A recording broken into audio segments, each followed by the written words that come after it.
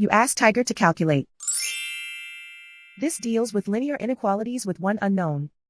The final result is x equal or greater than 2. Let's solve it step by step.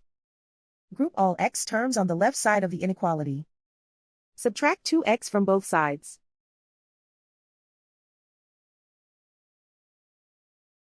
Group like terms.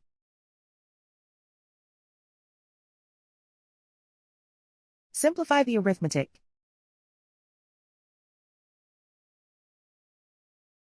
Group like terms.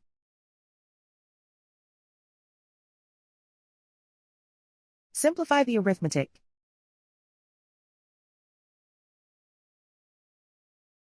Group all constants on the right side of the inequality. Subtract 4 from both sides.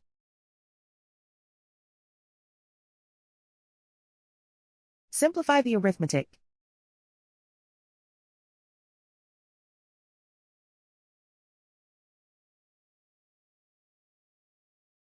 Plot the solution on a coordinate grid.